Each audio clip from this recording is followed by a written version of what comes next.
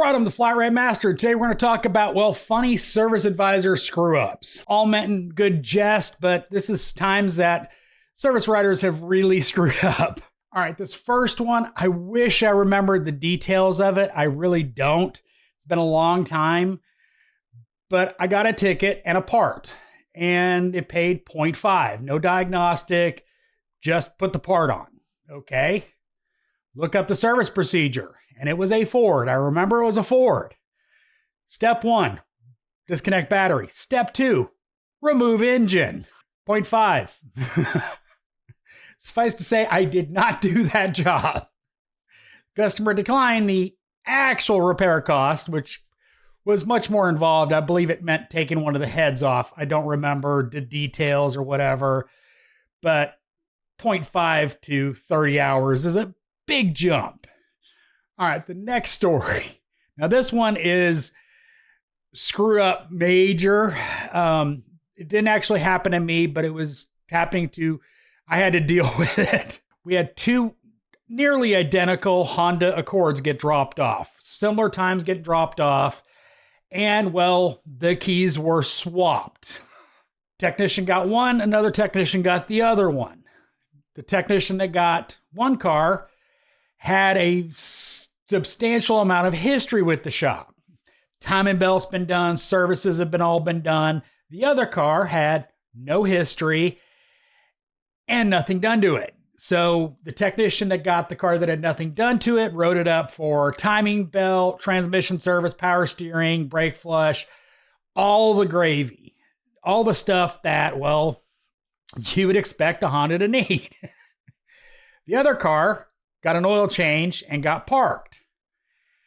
The problem is obviously they were swapped, and the car with all the work that needed to be done was called, and they approved 100% of the work because it was the customer that had already done all of that work.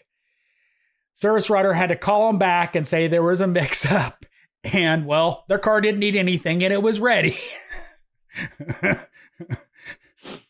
So, yeah, rather large screw up.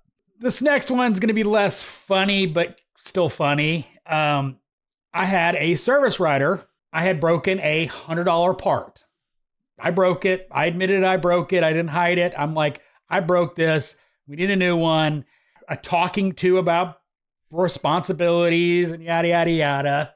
Not even more than 5 minutes after getting a talking to about that car, I got an approval on another car.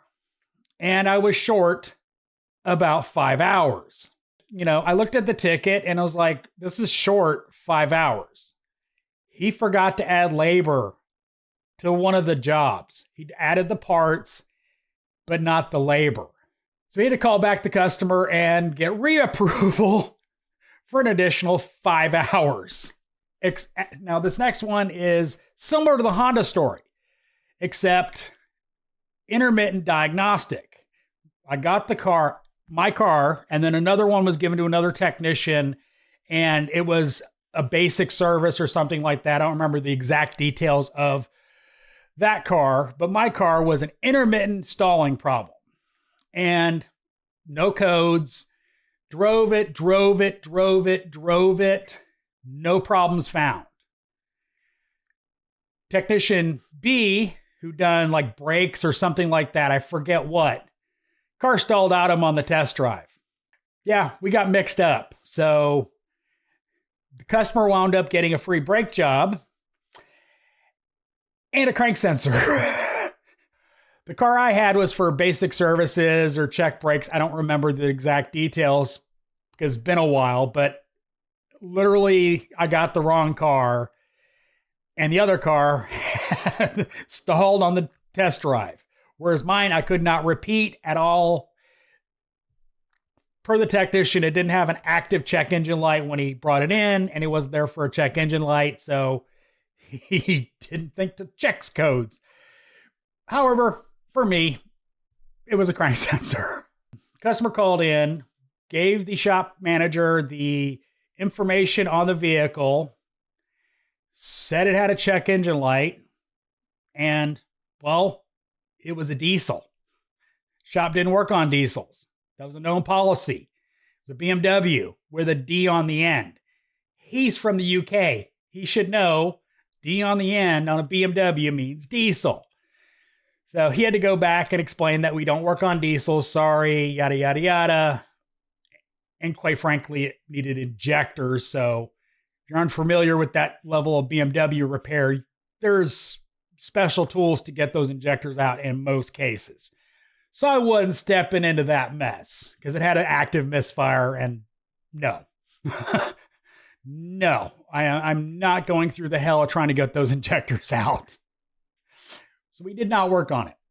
This is just a small series of screw-ups I've had over the years. Let me know if you like this kind of video. Maybe I'll do some more. As always, thanks for watching. I am the Flatratemaster.